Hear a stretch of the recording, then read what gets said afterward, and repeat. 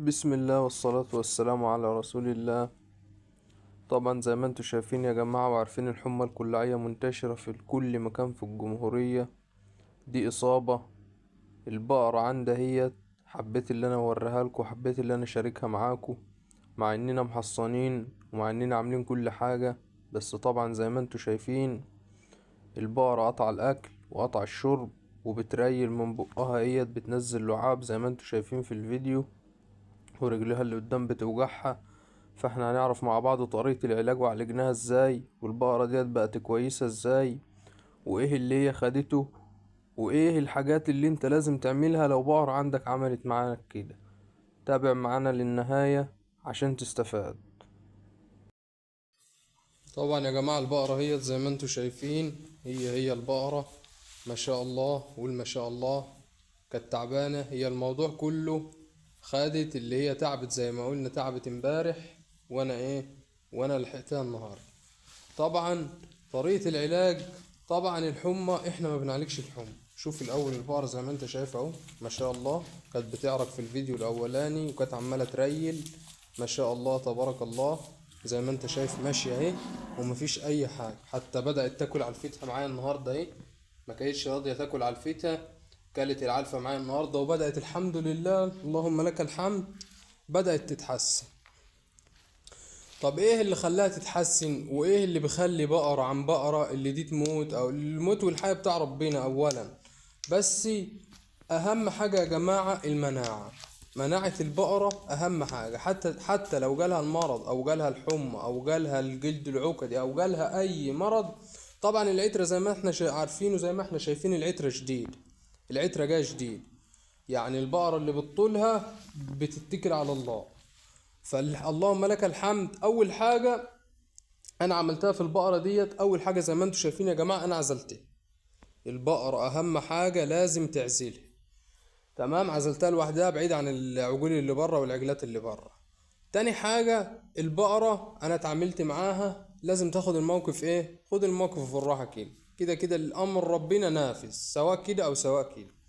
انا كلمت دكتور برضو تحسبا البقرة 1 2 3 4، قال لي حمى واعراض حمى، وزي ما انت شايف الدنيا ماشيه ازاي. وانا من قبل ما اكلم الدكتور وانا عارف اللي هي حمى، بس برضو ايه قلت اتاكد. فالبقرة اللي خلاها تستعيد معايا صحتها وتستعيد عافيتها معايا بسرعة، اللي انا كنت محصنها قبل كده يا جماعة. احنا قلنا قبل كده في الفيديوهات، البقرة اللي انت هتحصنها مش معنى اللي انت حصنتها اللي هي ما يجيلهاش الحمى، لا احنا قلنا يجيلها الحمى. زي ما انتوا شايفين ما شاء الله رجلها اللي قدام خفت اهي، كانت رجلها اليمين اللي قدام ديت مش قادرة تمشي عليه، يعني الفرق 24 ساعة. فاحنا هنعرف مع بعض دلوقتي طريقة العلاج. فقلنا انت مش عشان تحصن يبقى المرض مش هيجي، لا المرض هيجي، ممكن يجيلك، بس انت بترفع مناعة العجل بنسبة 90%. لو انت عطيت الجرعة الاولى والجرعة المنشطة انت بتوصل ل90%. لو ما عطيتش غير الجرعة الاولى بس انت بتنزل اقل من 90%. فطبعا قلنا التحصين التحصين هو خط الدفاع الاول بينك وبين المرض، سواء بقى المرض جالك المرض ما جالكش. زي ما انت شايف البقرة كانت متحصنة ربنا كرمها وقامت بالسلام. طيب تاني حاجة لازم مناعة العجل في الفترة اللي هو تعبان فيها، حاول ما تخليش فيه اي ستريس. حتى في الفترة اللي هي منتشرة فيها الحمى زي ما احنا عارفين الفترة دي، حاول ما تجريش ورا حيواناتك، حاول ما تعطش حيواناتك، حاول ما تغيرش العلفة بتاعت حيواناتك. ده كله بيعمل ستريس على الحيوان، بيخلي المناعة تنزل في الارض. واحنا عايزين المناعة في الفترة ديت تكون اعلى حاجة في الفترة اللي هي منتشر فيها المرض ديت، لحد لما ربنا ان شاء الله يكرمنا ويتكل على الله بالسلام. طيب عشان ما نطولش على بعض ونخش في الموضوع على طول، العلاج كده كده زي ما احنا عارفين، انت ما بتعالجش حمى، انت بتعالج اعراض حمى. يعني الحمى ملهاش علاج. طيب انت بتعالج الاعراض ازاي، او ايه الاعراض اللي بتظهر عندي اصلا؟ الاعراض في اول الفيديو زي ما انتوا شفتوا، رجل البقرة اللي قدام بتلاقيها مش قادرة تمشي عليها، بتلاقيها مورمة، بتلاقي البقرة بتريل، بتلاقي اللسان بتاعها ملتهب، بتلاقي ما بين الحوافر بتاعتها ضوافرها تحت ملتهب. دي كلها اعراض للحمى. طبعا بتلاقي سخونة عالية، دي كلها اعراض للحمى. وطبعا يا جماعة اللي بيلحق الحيوان بدري غير اللي بيسيب الحمى تتملك من الحيوان. طبعا اول السخونه ما ترفع لازم انت حضرتك تدي خفض حراره. اول ما تحس ان الحيوان مكسل بريل في حاجه لازم انت تتدخل فورا، ما تسيبوش وتقول هو هيمشي لوحده ويعمل لوحده. واهم حاجه العزل يا جماعه، زي ما انتم شايفين، شوف انا حاططها في شونه لوحدها اهي، عزلها لوحدها عشان خاطر الحيوانات اللي بره التانية. طيب هنتعامل معاها ازاي؟ انا عطيت البقرة ديت حاجة اسمها فلوندين. طب ايه الفلوندين ده؟ ده خافض مضاد للالتهابات وخافض حرارة. بتاخد كام سنتي منه؟ بتاخد 20 سنتي. اول يوم الجرعة 3 ايام يا جماعة. اول يوم 20 سنتي، تاني يوم 15، وتالت يوم 15. يبقى الجرعة معانا كلها 50 سنتي. ممكن حضرتك تجيب علبة لو هي 50 ملي، او ممكن لو هي 100 ملي تجيب نص علبة، حسب انت وايه. وفي طبعا حاجات تانية غير الفلوندين، في كذا نوع، فبس انا استخدمت الفلوندين. طب ايه تاني عندنا بقى؟ بتستخدم مضاد حيوي، يا اما تستخدم بنسلين، يا اما تستخدم بانستريب، يا اما تستخدم الاوكسي.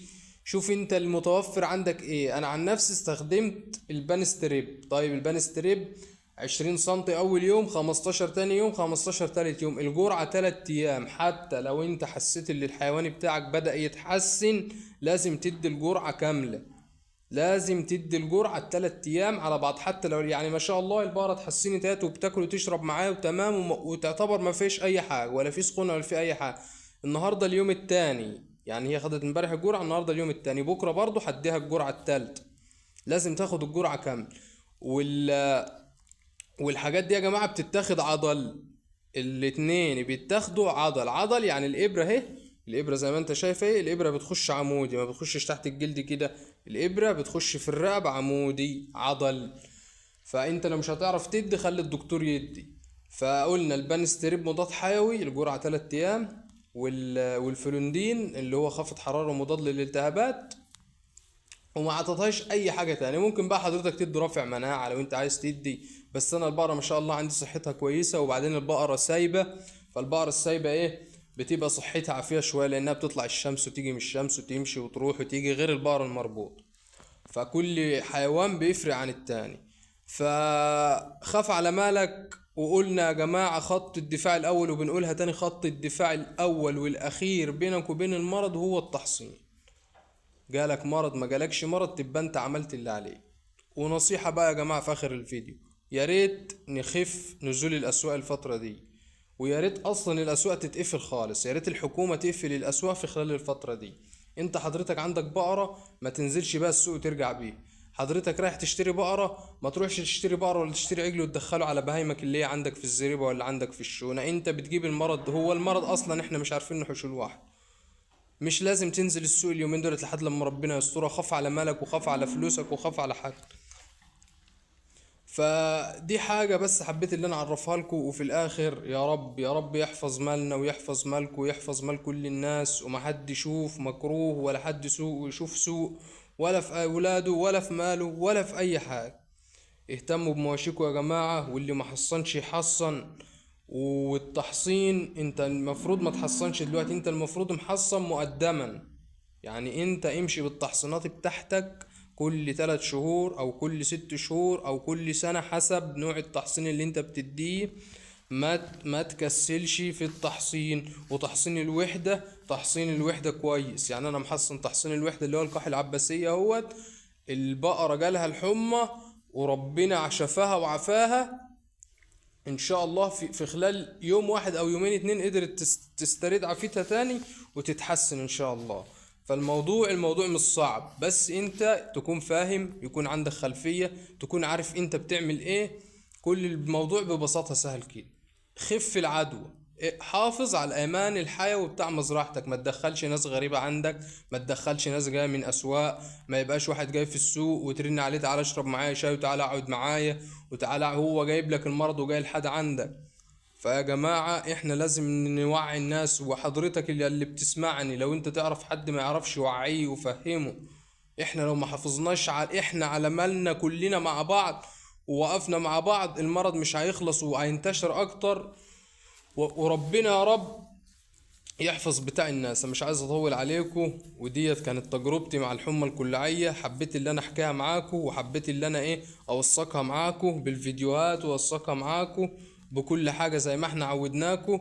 كل حاجة احنا بنقولها لكم من ارض التجربة ومن ارض الواقع. العجل جالها حمى، شفتوا الحمى خفت، فكل حاجة احنا بنوريها لكم. فانت لو وصلت معانا لحد هنا او احنا بنقدم لك اي حاجة، ما تنساش تصلي على حبيبك النبي صلى الله عليه وسلم، وتشترك في القناة. وفي النهاية ربنا يحفظ الجميع، وربنا يحفظ مال الجميع، وربنا يصلح حالنا وحالكم ان شاء الله. السلام عليكم.